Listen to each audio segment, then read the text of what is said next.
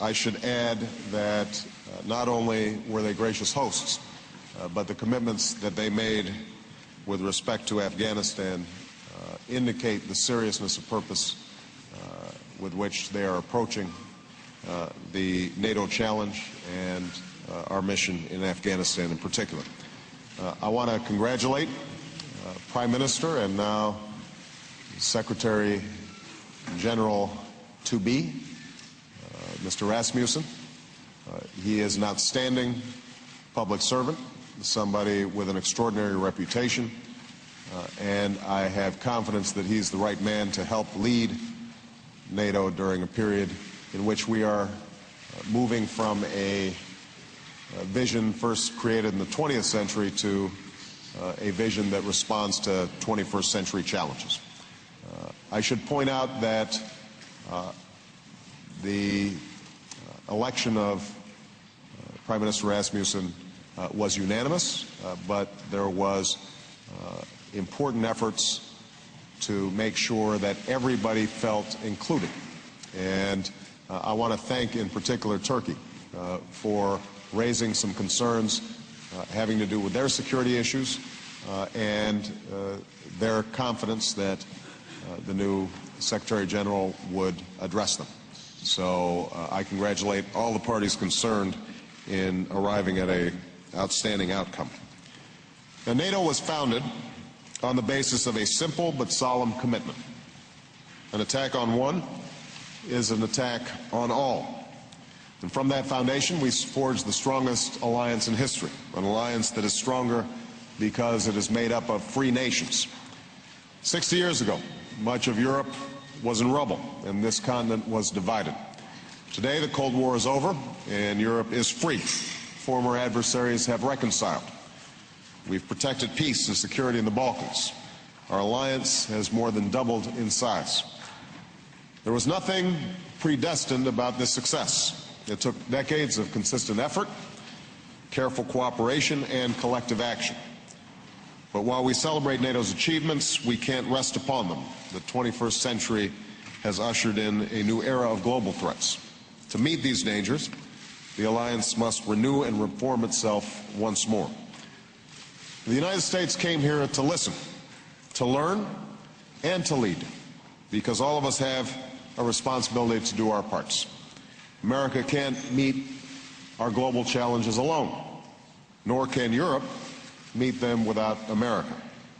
I'm confident that the leaders who joined me here today share that view, and that we're moving forward with a sense of common purpose. We made great progress. Albania and Croatia are now formally NATO members. We welcomed France's renewed commitment to the alliance's military structures. And we agreed to develop a new strategic concept, which will be critical in modernizing NATO so that it can meet the challenges of our time. We need to strengthen our planning to protect all of our allies, and we need the capacity to meet new and unconventional challenges. We need to partner with other countries and international institutions, and we need a constructive relationship with Russia on issues of common concern. Today I focused in particular on Afghanistan. NATO's mission there represents both the promise of its past and its purpose for the future. After 9/11, our allies declared the attacks on New York and Washington an attack on all. And together we embarked on the first mission beyond Europe against an enemy that recognizes no borders or laws of war. 7 years later, Al-Qeada is active in the border regions of Afghanistan and Pakistan. These terrorists threaten every member of NATO. They've struck in both Europe and North America. They are plotting new attacks, and that's why my administration undertook a comprehensive review of our strategy. We listened carefully and we consulted closely with our allies. And today I briefed them on the results and discussed how we might move forward together. We start from a simple premise. For years, our efforts in Afghanistan have lacked the resources needed to achieve our goals. And that's why the United States has recommitted itself to a clear and focused goal: to disrupt, dismantle, and defeat Al-Qeada in Afghanistan and Pakistan, and to prevent their return to either country in the future. This effort cannot be America's alone. All of NATO understands that Al-Qaeda is a threat to all of us, and that this collective security effort must achieve its goals. And as a signal of that commitment, I am pleased that our NATO allies pledged their strong and unanimous support for our new strategy. Keep in mind, it was only just a week ago that we announced this new approach. But already, with Secretary Clinton's work at The Hague and with the success at today's summit, we've started to match real resources to achieve our goals.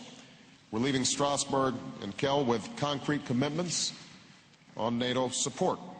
Our allies and partners have already agreed to provide approximately 5,000 troops and trainers to advance our new strategy, as well as increased civilian assistance. To support critical elections for August 20th, NATO will fully resource our election support force to maximize security.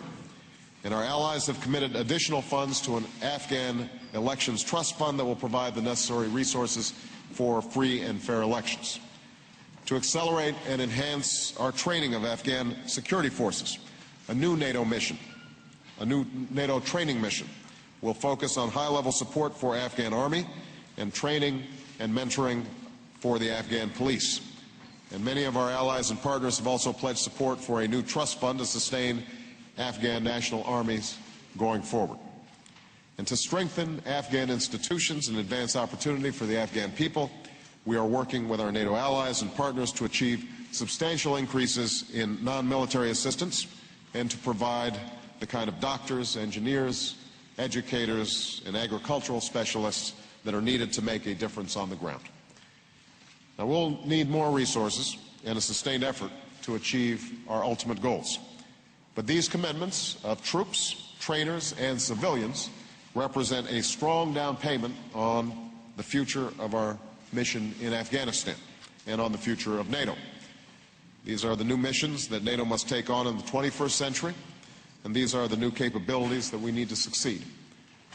NATO was founded upon mutual responsibility to our common security. And today I'm confident that we took a substantial step forward in renewing our alliance to meet the challenges of our time. And before I start taking questions, let me just note that while we were busy dealing with common securities issues here at the summit, we received news yesterday of an extraordinary tragedy back in the United States, where a lone gunman killed and injured multiple people. My administration is in communications with law enforcement officials, federal, state, and local. We are monitoring the investigation. I am heartbroken for the families who survived this tragedy, and it just underscores the degree to which in each of our countries we have to guard against the kind of senseless violence that the tragedy represents.